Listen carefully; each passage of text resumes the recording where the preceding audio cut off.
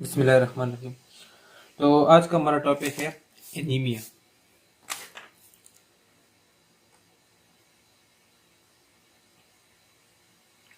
ठीक, एनीमिया सबसे पहले हम डिस्कस करेंगे इसकी डेफिनेशन को डिटेल्स में कि अभी तक तो आपने एक ही डेफिनेशन सुनी होगी कि anaemia is the deficiency of red blood cells, मगर नहीं, ऐसा केस नहीं है।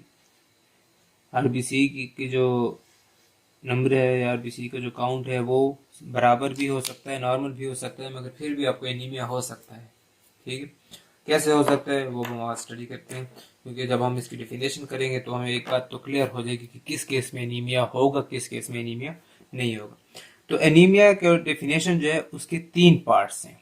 ठीक है, और वो तीनों पार्ट्स में से कोई भी एक पार्ट होगा तो एनीमिया होगा। ठीक है, इधर हम मैं इसकी डेफिनेशन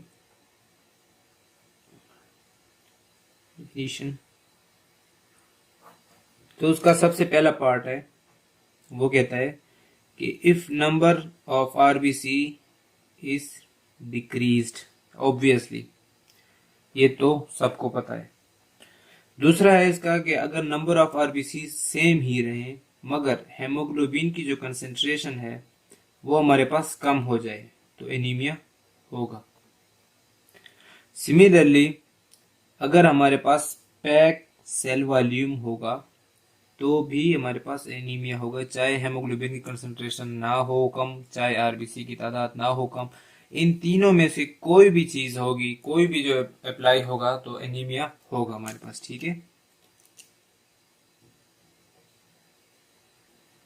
इसमें मैंने एंड नहीं लिखा। अगर मैं एंड लिखता तो इसका मतलब है कि एक ही वक्त में इन तीनों का होना जरूरी था एक बंदे को एनीमिक होने के लिए, मगर ऐसे कंडीशन नहीं है हमारे पास। एनीमिया इन तीनों में से किसी एक की वजह से भी हो सकता है, और अगर तीनों मौजूद हो फिर तो ऑब्वियसली बहुत सीवियर टाइप का एनीमिया होगा। मगर उसके एनीमिक होने के लिए जरूरी नहीं है कि ये तीनों एक ही वक्त में मौजूद हों। बंदे उस पेशेंट के एनीमिक होने के लिए एक ही का होना काफी है हमारे पास। ठीक है, तो ये थी हमारे पास एनीमिया की डेफिनेशन कि या तो नंबर ऑफ आरबीसी कम होंगे, या हेमोग्लोबिन कंसंट्रेशन कम होगी, या पैक सेल वॉल्यूम हमारे पास कम होगा। अब पैक सेल वॉल्यूम जो है उसके 2 पार्ट्स थे, अगर आपको याद हो कि pack cell volume is equal to mean corpuscular volume multiply by number of RBC. अब अगर नंबर ऑफ आरबीसी कांस्टेंट भी रहे और मीन कार्पस्कुलर वॉल्यूम कम हो, मीन सेल का जो साइज है वो कम हो, तो भी पैक सेल वॉल्यूम होगा। तो इस वजह से मैंने कहा कि आप सिर्फ एक डिफिनेशन को ना देखिए कि नंबर ऑफ आरबीसी कम होगी, क्योंकि उस केस में नंबर ऑफ आरबीसी सेम ही है। इस तरह जो हाइपोक्रोमिक होता है ना, जब हेमोग्लोबिन की कंसंट्रेशन कम होती है तो वो भी हमारे पास क्या होता है, एनेमिक कंडीशन होती है, मगर उसमें ना आरबीसी की तादाद कम होती है ना सेल का साइज कम होता है। ये हम आगे डिटेल में पढ़ेंगे, ऐसा एक होता है हमारे पास। ठीक है, तो ये चीज आपने याद रखनी है। अब हम देखते हैं इसकी कॉजेस, क्लासिफिकेशन कॉजेस। ठीक है,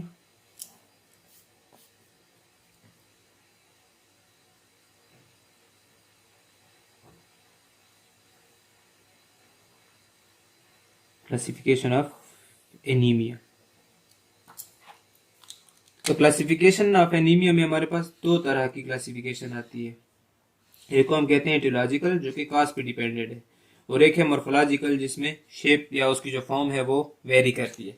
तो सबसे पहले हम पढ़ते हैं एटियोलॉजिकल काजेस को। एटियोलॉजिकल कॉजेस आज हमारा ये टॉपिक है एनीमिया की क्लासिफिकेशन में, एटियोलॉजिकल काजेस। ठीक है, एटियोलॉजिकल मीन काजेस के काजेस की बुनियाद पर जो एनीमिक में हमने कैटेगराइज किया हुआ एनीमिया को, तो वो हमारे पास ऑलमोस्ट 5 to 6 कैटेगरीज में डिवाइड होता है। सबसे पहले हम देखते हैं हेमोरेजिक एनीमिया को। ठीक है, हम इस तरह से इसको स्टडी करेंगे। कौन से पेन? ठीक है, ब्लू ब्लैक। हेमोरेजिक एनीमिया,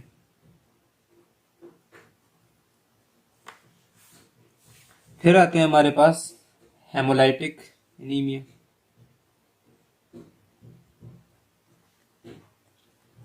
फिर आता है हमारे पास न्यूट्रिशनल एनीमिया,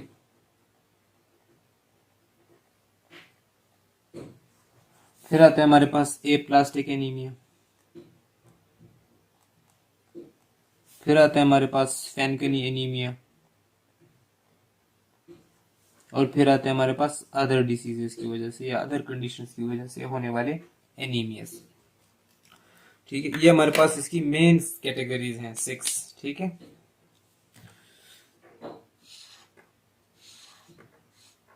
अब इनको हम एक एक को डिटेल में स्टडी करेंगे। पहले मैं इन्हें हाईलाइट कर लूं।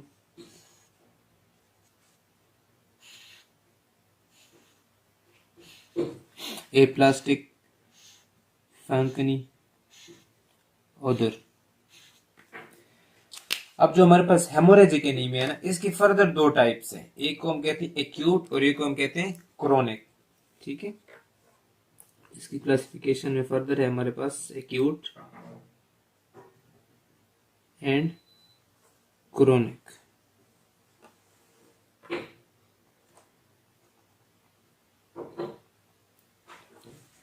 हेमोलाइटिक की भी हमारे पास फर्दर दो कैटेगरीज आ जाती हैं, एक्सट्रिंसिक एंड इंट्रिंसिक।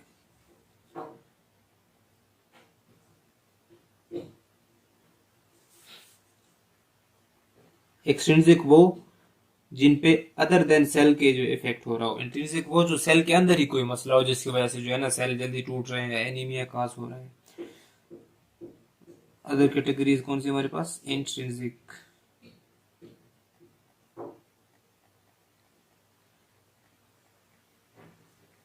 फिर आ जाते हैं हमारे पास न्यूट्रिशनल। तो ये अलग अलग न्यूट्रिशन की होती है।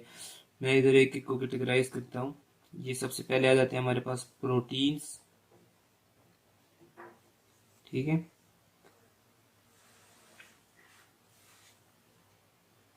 Iron, vitamin B12, cyanocobalamin, vitamin B9, folic acid,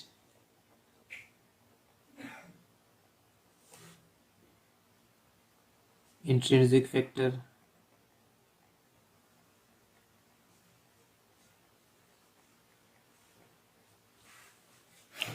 ठीक है।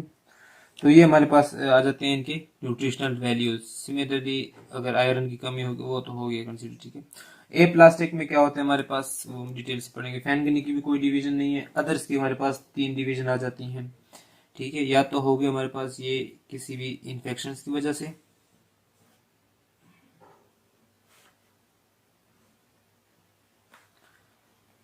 इन्फेक्शन की वजह से,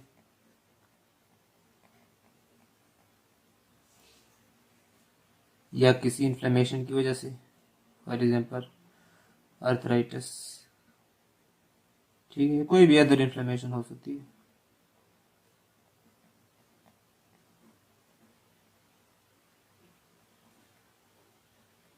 अब हम एक एक को लेता लेता से डिस्कस करेंगे। ठीक है, तो सबसे पहले आते हैं हमारे पास हेमोरेजिक। हेमोरेजिक वैसे कहते हैं किसी को है कि हमारा ब्लड लॉस हो जाए। ठीक है, ब्लड आपका जो लॉस हो रहा होता है इसको हम कहते हैं हेमोरेजिक। अभी इसके हमारे पास दो टाइप है, एक है एक्यूट, एक है क्रॉनिक। जो एक्यूट होता है इसकी जो कैरेक्टरिस्टिक्स होती हैं वो होता है कि ये शॉर्ट टाइम होता है, मगर जो इसकी इंटेंसिटी होती है वो क्या होती है, ज्यादा होती है उस शॉर्ट टाइम में। ठीक है, इसकी एग्जांपल क्या आ जाती है हमारे पास, फॉर एग्जांपल किसी का एक्सीडेंट हो गया है। ठीक है, तो एक्सीडेंट के केस में देखा अचानक से, मतलब बहुत ही कम पीरियड ऑफ टाइम में उसका ज्यादा ब्लड लॉस हो जाता है, तो इसको हम कहते हैं एक्यूट हेमोरेज।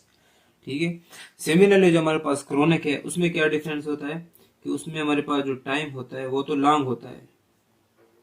ठीक है, मीन्स के स्लोली स्लोली काम कर रहा होता है, और जो इसकी इंटेंसिटी होती है वो on the perspective of time क्या होती है, कम होती है। इसकी एग्जांपल इस तरह ले सकते हैं हम कि जैसे कि अल्सर, कि स्लोली स्लोली जो है ना प्रोग्रेशन हो रही है डिसीज की, और स्लोली स्लोली वो इफेक्ट कर रहा है। सिमिलरली एक और केस आ जाता है हमारे पास हीमोफीलिया के। हीमोफीलिया कहते हैं कि जब आपका ब्लड जो है वो क्लॉट ना हो पा रहा हो और उसकी जो ब्लीडिंग है वो कंटिन्यूअसली जा रही हो। ठीक है, तो एक जेनेटिक कंडीशन आ जाती है उसमें हेमोफिलिक कैरेक्टर की वजह से। एक्सट्रिंसिक में अच्छा हेमोलाइटिक किसे कहते हैं, हेमोलाइसिस से निकला है वर्ड, यानी कि ब्लड सेल्स की किलिंग या डिस्ट्रक्शन। ठीक है, तो वो क्यों होती है, या तो एक्सट्रिंसिक होती है कि बाहर से कोई ऐसी चीज आई है जो कि ये काज कर रही है। मिसाल के तौर पर सेल में कोई मसला नहीं है, मगर सेल के अलावा जो जिस्म के बाकी पार्ट्स हैं बाहर के मीन्स के, वो जब अटैक करते हैं तो उनकी वजह से जो सेल टूटते हैं, तो इसको हम क्या कहते हैं, extrinsic haemolysis. For example liver में कोई मसला है, तो वो एक्सट्रिंसिक होगा, लिवर फेलियर। सिमिलरली रेनल में कोई मसला है तो वो भी यही काज करेगा। इनमें ये भी मसले हो सकते हैं कि आपने पढ़ा था रेनल से क्या एरिथ्रोपोइटिन रिलीज होता है, तो आरबीसी की तादाद ही कम होगी, प्रोडक्शन ही नहीं हो पाएगी, तो उस वजह से भी आरबीसी की तादाद कम हो सकती है। पॉइजन हो गए कोई, ठीक है, जिन्होंने सेल के ऊपर अटैक कर लिया, लेड पॉइजनिंग हो गई। आरएच फैक्टर्स हो गए हमारे पास, जिन्होंने आपस में एग्लूटिनेशन कर लिया, और ब्लड ग्रुप भी एग्लूटिनेशन कर सकते हैं, जिसकी वजह से भी सेल जो है वो टूटेंगे। इसी तरह जो हमारे पास इंट्रिंसिक है, यानी कि सेल के अंदर कोई मसला हो, तो उसके फर्दर हमारे पास 3 कैटेगरीज आती हैं।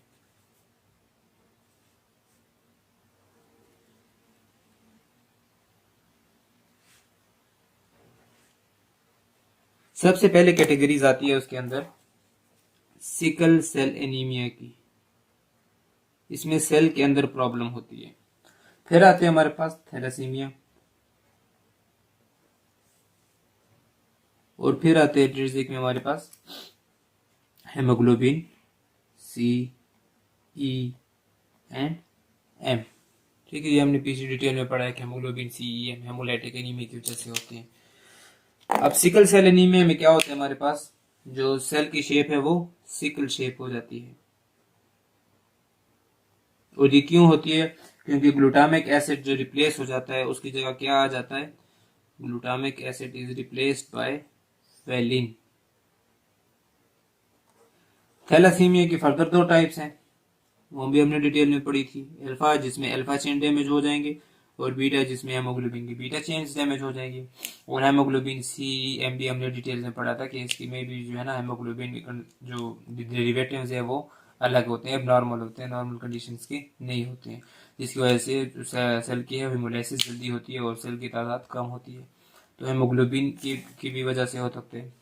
न्यूट्रिशनल में आ जाते हैं हमारे पास सबसे पहले प्रोटीन। अब अगर हमारे पास प्रोटीन्स कम होंगे तो इस सेल का साइज क्या होगा, मैक्रो सेल बड़े होंगे, और इनके अंदर जो कंसंट्रेशन होगी वो कम होगी, यानी कि हाइपोक्रोमिक होंगे अगर प्रोटीन्स हमारे पास कम होंगे।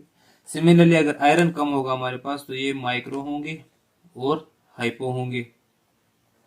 अगर विटामिन B12 की कमी होगी, अभी ये मैच्योरेशन फैक्टर था ना, इसकी कमी की वजह से सेल क्या रह जाएगा, बड़ा रह जाएगा। ठीक है, और साथ ही साथ ये हाइपो भी हो सकता है, नॉर्मल भी हो सकता है। और ऐसे एनीमिया को हम क्या कहते हैं, परनीशियस एनीमिया। ठीक है, परनीशियस एनीमिया। विटामिन B9 भी मैच्योरेशन फैक्टर में आता था, तो इसके एब्सेंस की वजह से भी क्या होगा, सेल का साइज बड़ा होगा।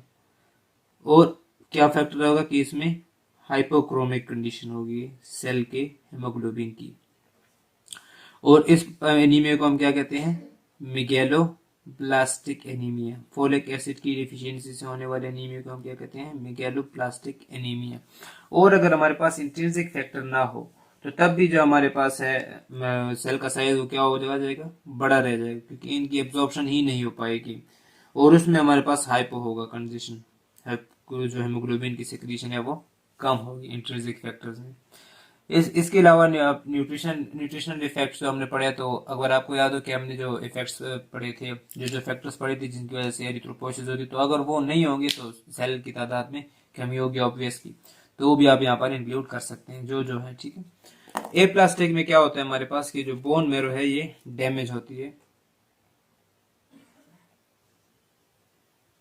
बोन के अंदर मौजूद होती है चीज सब्सटेंसेस। ठीक है, इसकी डैमेज हो जाती है। जब ये डैमेज हो जाती है तो सिर्फ आरबीसी नहीं, बाकी सेल भी कम होते हैं। तो इसमें होने वाली एक कंडीशन होती है जिसको हम कहते हैं पैंसाइटोपिनिया। ठीक है, यानी कि तमाम ब्लड सेल्स कम हो जाते हैं, तो ये बोन मैरो की वजह से होते हैं। फैनकनी जो है ये हमारे पास एक हेरिडिटरी डिसीज है, जिसमें क्या होता है कि बोन मैरो इस एबल नहीं होता कि आरबीसी या किसी भी सेल को प्रोड्यूस करा सके, तो इस केस में भी पैंसाइटोपिनिया होगा। ठीक है, मगर ये हेरिडिटरी है। ठीक है, ये बाद में भी हो सकती है, जरूर नहीं हमेशा हेरिडिटरी हो। अदर में इन्फेक्शन आते हैं। ठीक है, कि कोई इन्फेक्शन आ गए जिन्होंने आरबीसी की लाइसिस करा दी, आरबीसी को खत्म करा दिए। इस तरह इन्फ्लेमेशन हो गए जिसकी वजह से पैथोजन ने जो क्या करती है, आरबीसी को खाने लग गए, आरबीसी को डैमेज करने लग गए। सिमिलरली आर्थराइटिस हो गया हमारे पास, कोई भी इन्फ्लेमेशन हो गई। तो इन सब के केस में क्या होता है हमारे पास, या तो आरबीसी का साइज कम होता है, या हेमोग्लोबिन की कंसंट्रेशन कम होती है, या पैक्सल वॉल्यूम कम होता है। तो ये थे हमारे पास एटियोलॉजिकल काजेस या एटियोलॉजिकल क्लासिफिकेशन। ठीक है, नेक्स्ट क्लासिफिकेशन है हमारे पास morphological.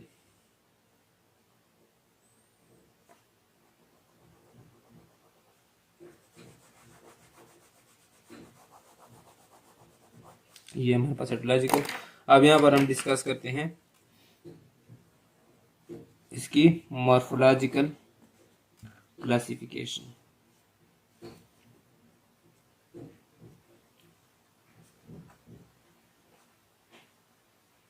Morphological classification of anaemia. कि अगर मॉर्फोलॉजी में क्या चेंजेस आएंगे तो एनीमिया हो सकते हैं, और कैसे कैसे मॉर्फोलॉजी वाले सेल के अंदर एनीमिया पाया जा सकता है। ठीक है, तो इसमें हमारे पास मेन जो होते हैं वो 4 टाइप्स की क्लासिफिकेशन आ जाती है। सबसे पहला आता है हमारे पास नॉर्मोक्रोमिक,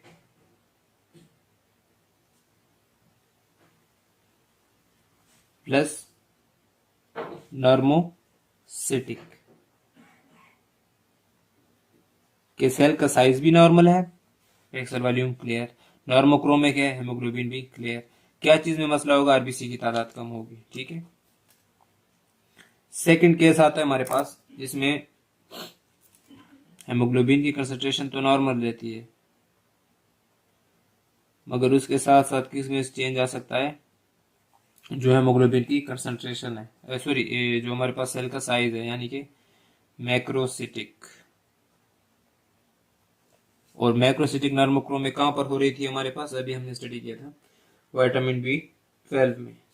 ठीक है, अच्छा फिर आ जाते हैं हमारे पास एक और कैटेगरी जिसके अंदर आप हेमोग्लोबिन की कंसंट्रेशन भी इफेक्ट हो रही है और साथ ही साथ सेल का साइज भी इफेक्ट हो रहा है, जैसे कि हाइपोक्रोमिक प्लस सेल का साइज क्या होगा हमारे पास, मैक्रोसिटिक।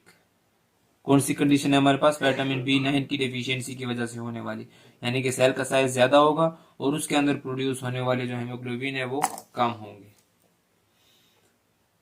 फोर्थ टाइप आ जाती है हमारे पास हाइपोक्रोमिक।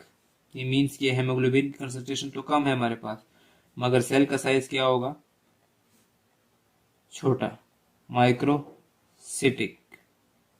ठीक है, यानी कि सेल का साइज भी हमारे पास छोटा होगा। इसमें क्या होगा, इसमें हेमोग्लोबिन पैदा करने वाले फैक्टर्स कम होंगे, बाकी फैक्टर्स मौजूद होंगे। हमने 3 तरह के फैक्टर्स पढ़े थे, general factors, maturation factors and haemoglobin production factors. तो अगर हमारे पास हेमोग्लोबिन के प्रोडक्शन के फैक्टर्स नहीं होंगे तो तब हमारे पास हाइपोक्रोमिक कंडीशन हो सकती है। ठीक है, तो ये हमारे पास इनकी 4 कैटेगरीज हो गई मॉर्फोलॉजिकल, और हमने 7 कैटेगराइज कर लिए किस चीज को, एटियोलॉजिकल क्लासिफिकेशन ऑफ एनीमिया में। तो इस तरह से हमारे पास जो एनीमिया का टॉपिक है वो क्लियर हो जाता है। ठीक है, इसमें आपके लिए क्वेश्चन है